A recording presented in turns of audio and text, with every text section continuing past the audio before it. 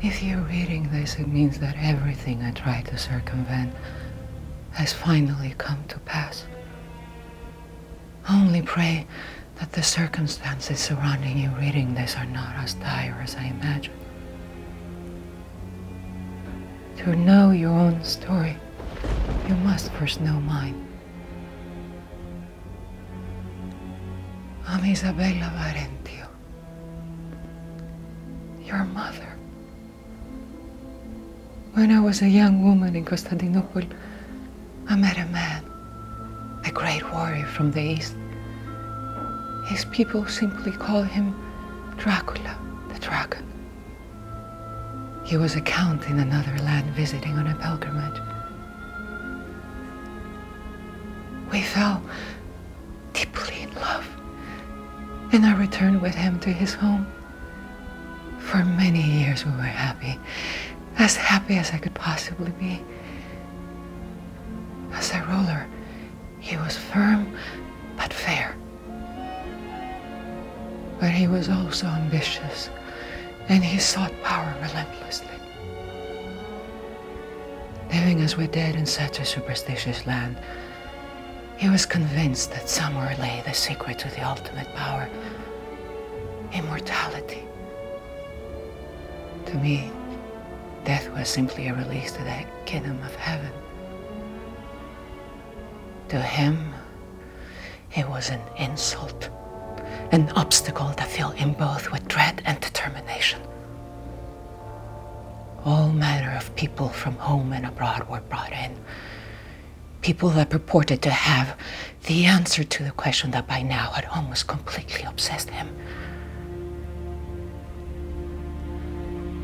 I held on to my beliefs, and the sight of every manner of blasphemy and witchcraft practiced in our home filled me with dread.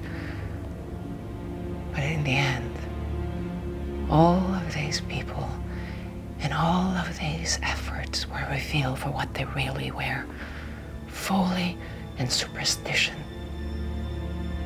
I thought, now finally his reason will return to him. But it was at that moment that the gray man arrived at the castle. I could feel the evil that this man carried permeate the very walls of our home. But your father, at the end of his sanity, invited him in. The gray man promised him the answers he sought.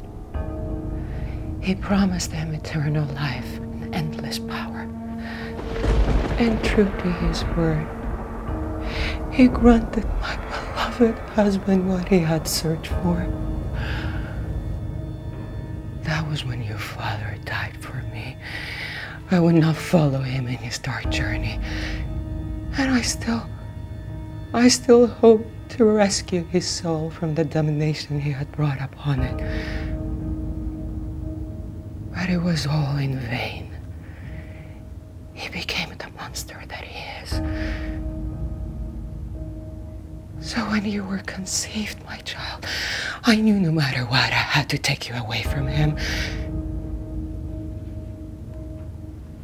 There are those whose aims, while different from my own, nonetheless revolve around your safety. They had assured me that the family you're going to is a strong one. I only pray they have not suffered for their charity. I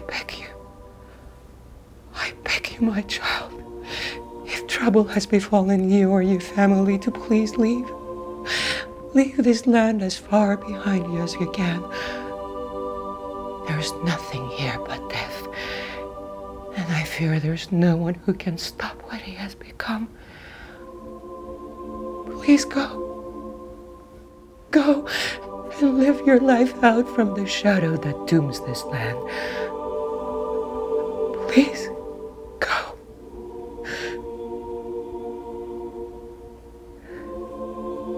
Love eternally, my child. Isabella.